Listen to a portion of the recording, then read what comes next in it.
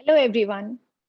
Today I shall be discussing the fifth tip of the 7 C's of effective communication with you, and that is maintaining coherence in our communication.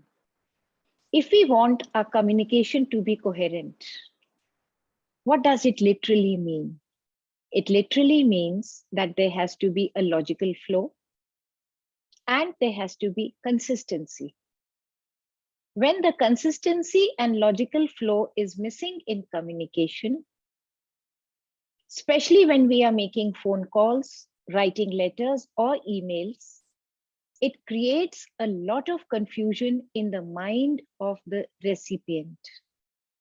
He or she is either not able to take a decision on the spot and seeks a clarification, or there are a couple of tasks in hand which also require intervention, thus impacting the productivity.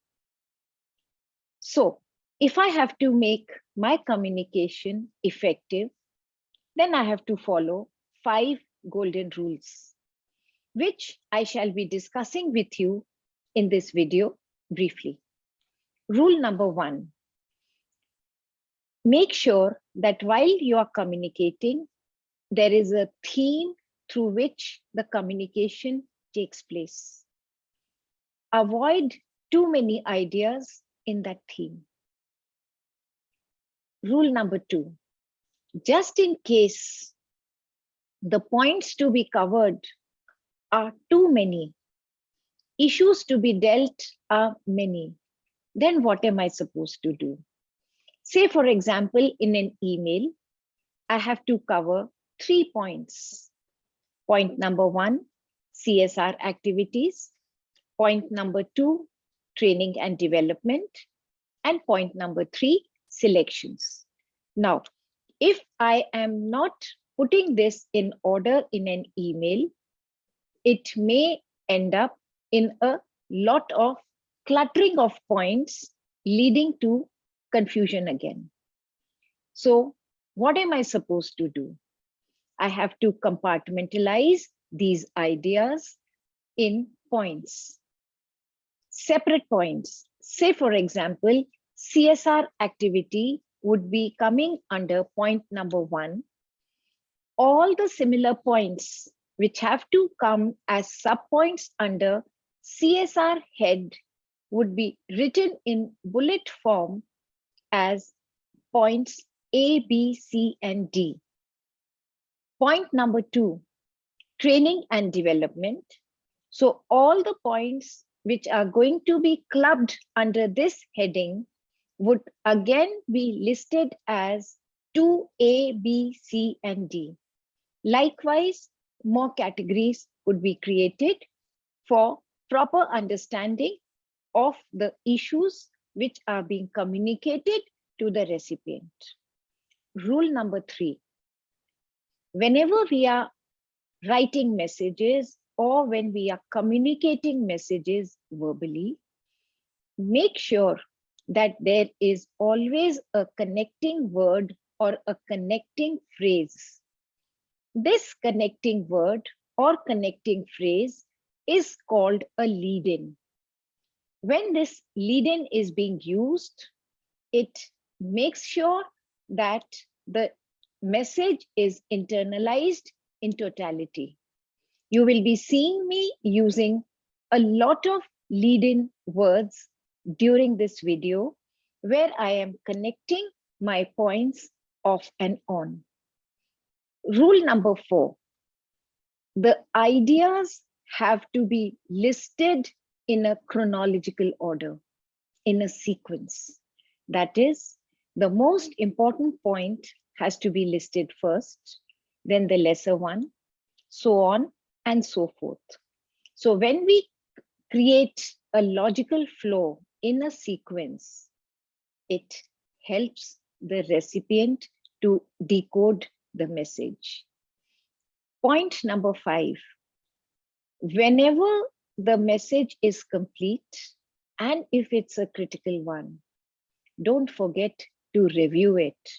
Better still, get it reviewed by another person to avoid any mistake and thus maintaining the correctness, which is also one of the tips of the 7 C's of communication. It's now time for an activity. I would request you to pause the video for a moment, get your slip pad and pen, because I shall be sharing 2 emails with you. One, a bad email, which lacks the coherence, and the other one is a good email, which has a message documented in a coherent manner. We'll do this activity together and we'll try to identify the flaws also. So let's get started with it.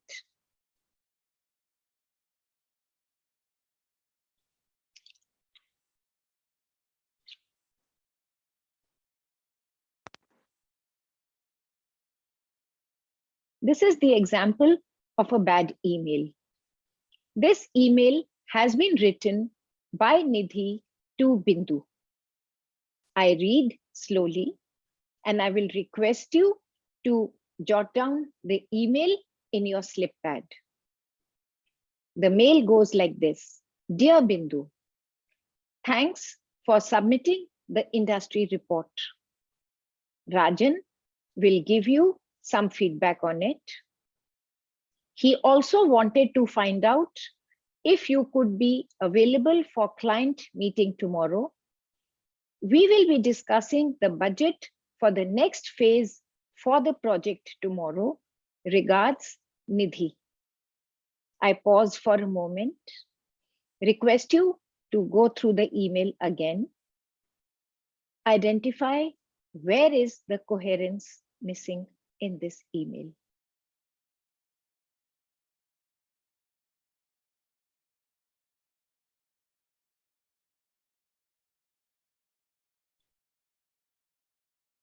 You guessed it right. The report was supposed to be about the industry, which was submitted and for the feedback for it. The question about the meeting had come out of nowhere. Now, when this has come as a surprise, this would definitely distract Bindu and her priorities.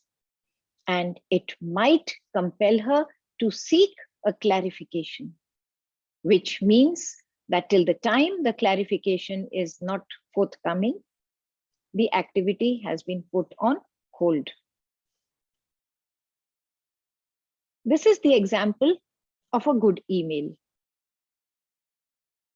I read, Dear Bindu, thanks for submitting the industry report. Rajan will give you feedback on it. You will be receiving an email from him with details. Regards, Nidhi.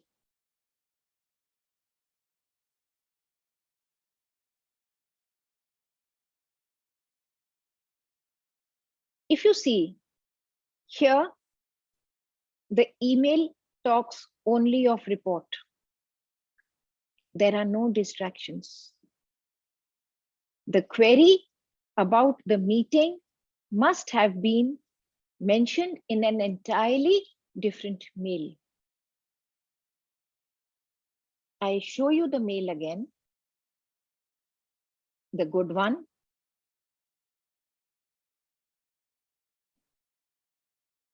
And the bad one. See the difference for yourself. The bad one has many points besides the report.